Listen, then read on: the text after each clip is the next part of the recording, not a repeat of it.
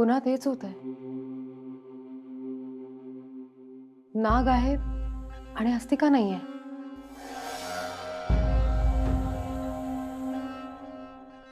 आता अस्तिका येईल आणि नाग नसेल. काय गोंधळ आहे? हे कोड सुटतच नाहीये. संभ्रम वाढतच चाललाय. आत्या, मला बाबांचा फोन आला होता. त्यांना बुवा भेटलेत. काय? त्यांनी मला लगेच भेटायला बोलवलंय. तुम्ही एक काम करा, तुम्ही केतकी काकू आणि फाल्गुनी ताईंबरोबर थांबा. हो. मी लगेच जाऊन आले. आलीस? हो, बर, टेरेसवर खूप ऊन असेल ना? खूप जास्त सहनच नाही झालं म्हणून आले खाली लगेच. असते का? खिडकीत आता नाग होता. हो, आज मी त्याला पकडणारच आहे. तू पकड नागाला, मी आलेच. हो. कुठले?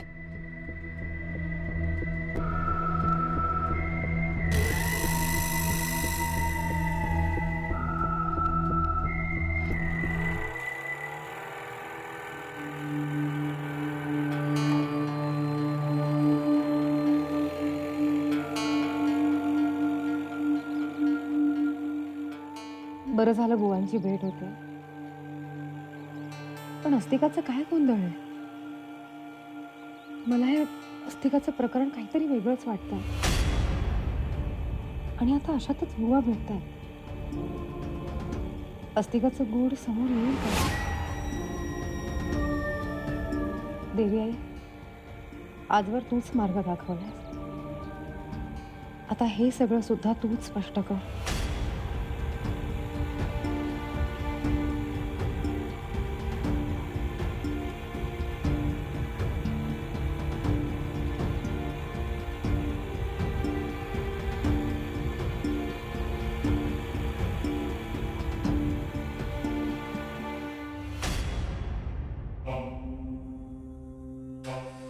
आर यू शुअर ह्याच खिडकीत तो नाग होता? इंद्राणीताई, नक्की याच खिडकीत बघितला होता ना नाग? हो. आज त्या नागाला मी पकडणारच आहे. सगळ्यांना भंडावून सोडले. यू विल नॉट बिलीव्ह, आयुष्यात मला पहिल्यांदा एवढा वेळ लागतो एका नागाला पकडायला. आणि मी हाही विचार करते की एकदा नाग सापडला त्यानंतर त्याच्यावर रिसर्च करायला त्याला घेऊन जाऊ की त्याला जंगलात सोडू. नाही, कारण जर जंगलात सोडलं तर आय एम शुअर तो परत येईल. नागाला पकडणं ना एक मोठी अचीवमेंटच झाली आहे माझ्यासाठी. कधी एकदा त्या नागाला पकडती असं झालंय मला.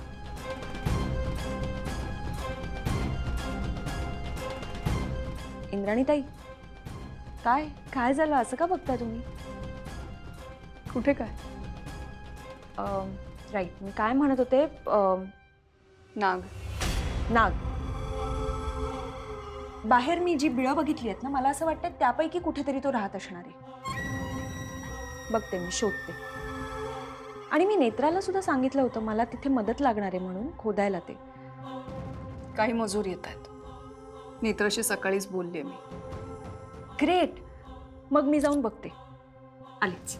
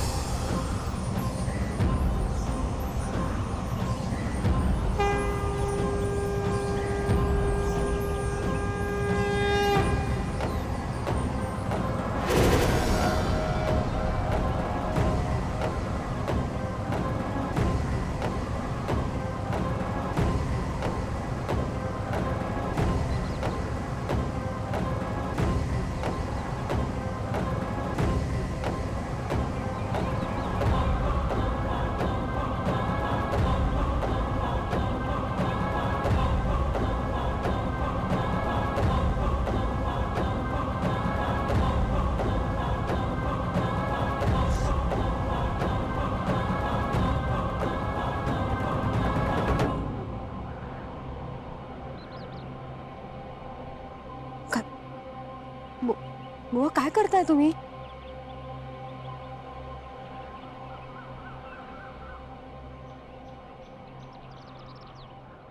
आई मला क्षमा कर.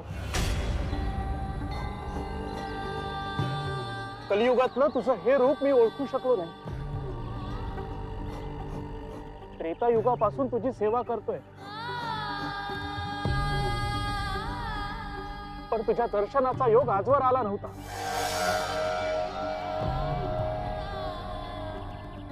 बुवा, नेत्रात देवी आई.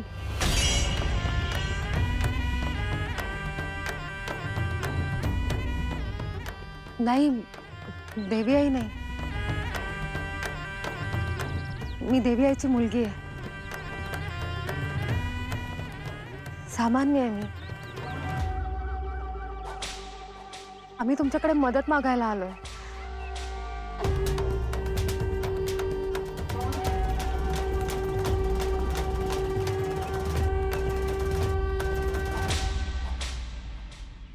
दैवी ऊर्जेचा प्रवाह इतका शक्तिशाली असतो आई, की त्याच्या एका थेंबाच्या स्पर्शाने सुद्धा सामान्य मनुष्याला देवत्व प्राप्त होतं. तुला सुद्धा तेच देवत्व प्राप्त झालंय, पण तुला तुझं स्वरूप अजून कळलेलं नाहीये.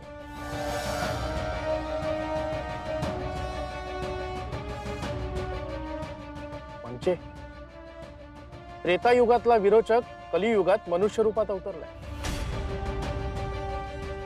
आणि त्याचा वध करण्यासाठी तू सुद्धा मनुष्य रूपात अवतरली आहेस आई. फक्त मनुष्य देह धारण केल्यामुळे तूच योजलेल्या नियतीची तुला कल्पना नाही. बुवा, तुम्ही काय बोलताय मला खरंच कळत नाहीये. हे सगळं माझ्या आकलन शक्तीच्या पलीकडचं आहे. आम्हाला तुमची मदत हवी आहे बुवा. विरोचक खूप शक्तिशाली झालाय. आम्हाला मदत करा. दुष्ट शक्तीशी सामना करायला संयम आणि निग्रह ही दोनच दिव्यास्त्र वापरता येतात. त्या दिव्यास्त्रांवर विश्वास ठेव. दुष्ट शक्तीचे 100 विजय पराभवात बदलणारा एकच विजयाचा क्षण आपल्याला हवा असतो, आणि तो क्षण तुझ्या आयुष्यात नक्की येईल. पण कधी? पंचपेटिकेतली 4थी पेटी सुद्धा विरोचकाकडे गेली.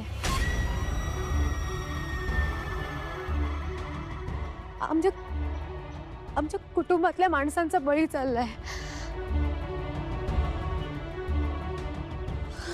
काही झालं तरी 5वी पेटी माझ्याकडेच आली पाहिजे, नाहीतर खूप मोठा अनर्थ होईल. विरोचकाचा पराभव करणं कठीण आहे. नियतीचं वर्तुळ पूर्ण होत नाही तोपर्यंत विरोचकाचा पराभव करता येणार नाही, आणि त्यासाठी महत्वाची गोष्ट म्हणजे संयम. पण आणखी किती संयम ठेवायचा ते मला सुद्धा ज्ञात नाही आहे. त्रेतायुगातही नव्हतं आणि कलयुगात.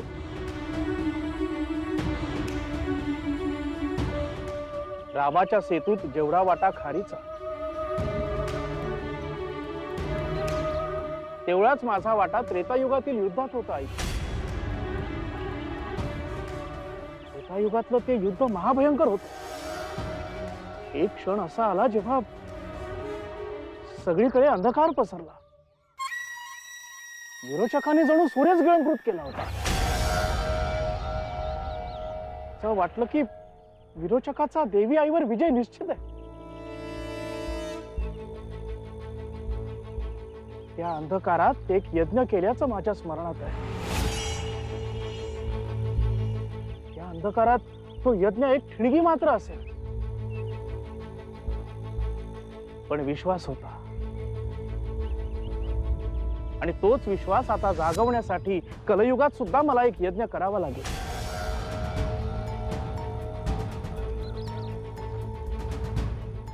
पण आई, त्या यज्ञात तुला येऊन आहुती द्यावी लागेल.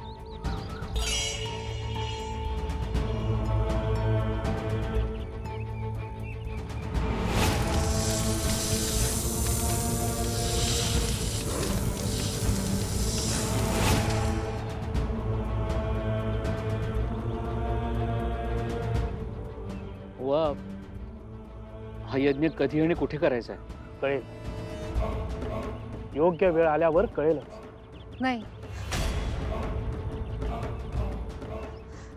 नाही, हा हा यज्ञ होता कामा नये. बुवा, मला संकेत आला होता. हा यज्ञ होत असताना तुमचा सामना विरोचकाच्या नागाशी होणार आहे. मला आता आणखी बळी जाऊ द्यायचं नाहीये. हा यज्ञ होता कामा नये. मी त्रिनेना देवी आईचा भक्त आहे. या त्रिनेना देवीच्या युद्धात माझ्या प्राणांची आहुती गेली तरी मला चालेल.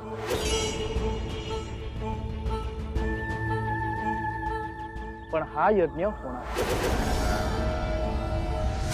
होणारच. तू चिंता करू नकोस.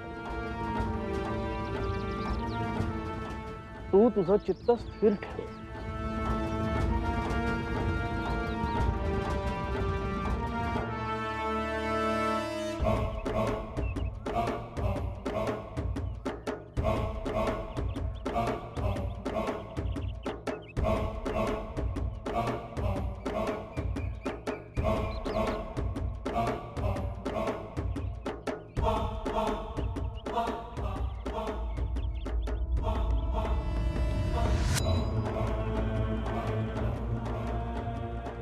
साधु वो ही साधु है जो विजय मोक्ष पे पावे, जो योद्धा रण में मरे वो मृत्युंजय कहलावे.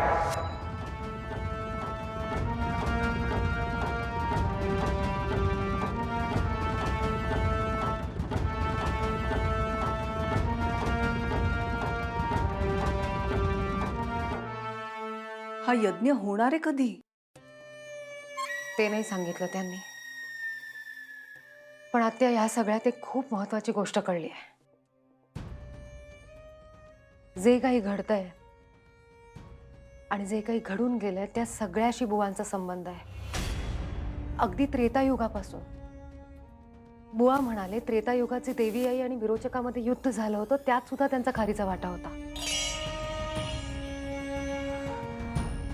आता ते यज्ञ फक्त व्यवस्थित पार पडू दे. जेव्हा यज्ञ होणार आहे तेव्हा बुवांचा विरोचकाच्या नागाशी सामना होणार आहे. नाग पुन्हा दिसला होता? नाही, तू गेल्यानंतर मी अस्तिकाचं निरीक्षण करत होते. आपल्याला वाटतं तितकं साधं सरळ प्रकरण नाहीये ते. काहीतरी वेगळं आहे. हो आत्या, वेगळंच आहे. मगाशी मी जायच्या गडबडीत होते म्हणून तुम्हाला सांगता नाही आलं. अस्तिका आपल्याला म्हणाली होती ती टेरेसवर चालली आहे. मी तिच्या मागे गेले पण ती टेरेसवर गेलीच नाही.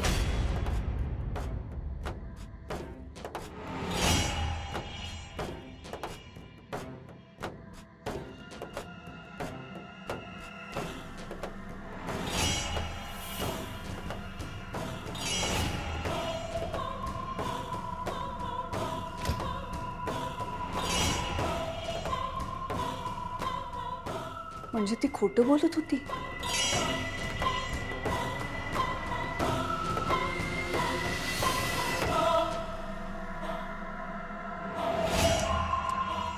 अस्तिका,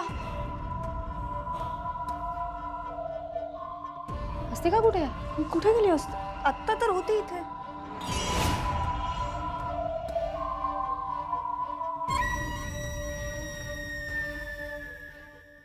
अस्तिकावर डोळ्यात तेल घालून लक्ष ठेवायला हवं. माझी शक्ती देवी आईचं वरदान असलेल्या व्यक्तीवर मला वापरता येत नाही आणि विरोचकावर सुद्धा. आणि अस्तिकाकडे देवी आईची शक्ती नाही. मग उरतो फक्त विरोचक. विरोचकाची शक्ती.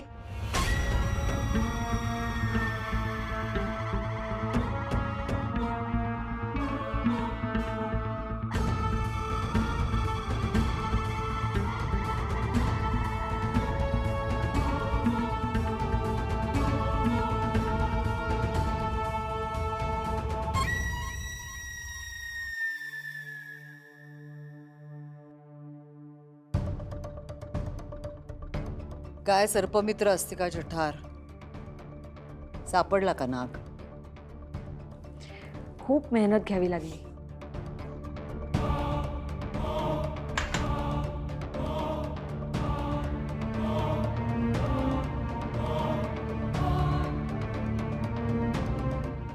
दिसतच आहे. इंद्राणीला संशय आलाय. संशय आलाय? कशावरून? मला असं तिच्या नजरेत तरी दिसलं.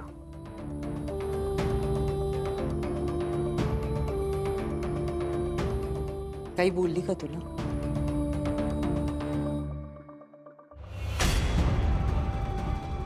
पण बाहेर अजिबातच कुठे सापडला नाही ना तुला?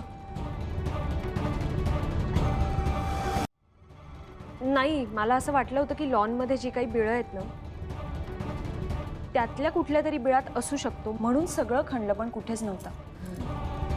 पण एनिवे, मी अशी स्वस्थ बसणारी नाहीच आहे. जोपर्यंत तो सापडत नाही तोपर्यंत मी शांत बसणार नाही. हरकत नाही असते का? तुझा हातपाय धुवून घे. Netra, I am really sorry, पण प्लीज डिसअपॉइंट होऊ नकोस. आय प्रॉमिस, मी त्या नागाला नक्की पकडेन.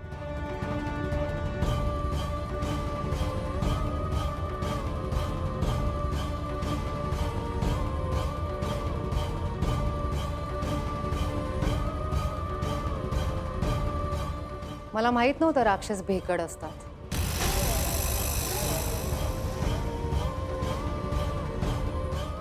काय तर म्हणे विरोचकाचा नाग, नागाचं विष. किती मोठमोठ्या बाता हाणतेस ना तू. तुझा नाग तर साध्या सर्पमित्राला घाबरून बिळात जाऊन लपून बसलाय.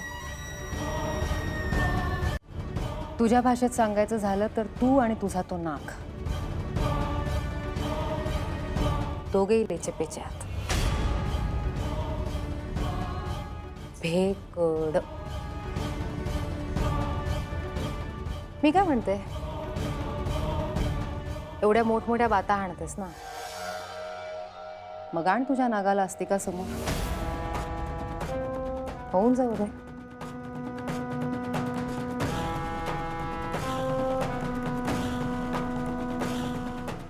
बघूया कोण कोणाला घाबरतं.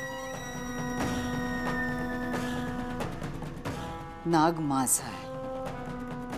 तो कोणासमोर येईल, तो कधी येईल, हे मी ठरवणार. आणि ठरवलंय खरं तर. पुढचा नंबर लागणार आहे.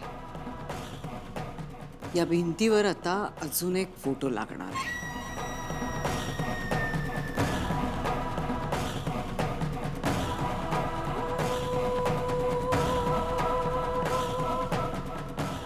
मला हल्ली काय वाटतं माहितीये, कलियुगात विरोचकाचं आणि देवीआईचं युद्ध व्हायलाच नको होतं. या अशा लेच्यापेच्या विरोचकाचं युद्ध देवीआई बरोबर.